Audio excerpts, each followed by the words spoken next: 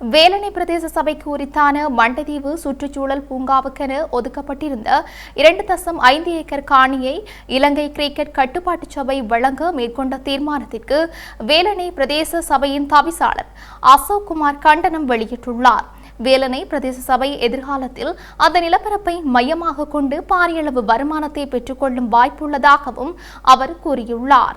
தவிசாளர் செயலாளர் பிரதேச சபை வேலணை மண்டைதீவு சுற்றுச்சூழல் பூங்கா தொடர்பானது மேற்படி விடயம் தொடர்பாக மாவட்ட செயலகத்தில் 15/1/2026 நடைபெற்ற கலந்துரையாடலின் பிரகாரம் தங்களுக்கு வழங்கப்பட்ட வேலணை பிரதேச பிரிவுக்குட்பட்ட மண்டைதீவு கிழக்கு கிராம அலுவலக பிரிவில் மண்டது கிராமத்தில் சுற்றுச்சூழல் பூங்கா அமைப்பதற்கான வரைபட இலக்கம் IPYA 2892 7.4023 ஹெக்டேர் விஸ்தீரணமான அரசகாணியில் காணித்துண்டு இலக்கம் ஒன்றினை இலங்கை கிரிக்கெட் கட்டுப்பாட்டு சபை கோரி வருவதால் குறித்த காணியில் எதிர்வரும் காலங்களில் எவ்வித அவிர்த்தனைகளை மேற்கொள்ள வேண்டாம் என தங்களுக்கு தயவுடன் அறிய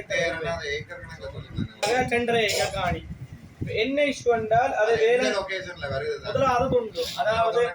அதாவது நாங்கள் இப்ப அமைக்கப்படுவதாக உத்தேசிக்கப்பட்டுள்ள சபை விளையாட்டு மைதானம் இருக்குதானே, எங்கட அந்த லேண்டை தாண்டி தான் அந்த என்ட்ரன்ஸ் இருக்கு. ஃபியூச்சர்ல நாங்கள் அது ஒரு வாகன பார்க்கிங்கா மாற்றினாலே வேலணை பிரதேச சபை அந்த வருமானத்தை வச்சுக்கொண்டு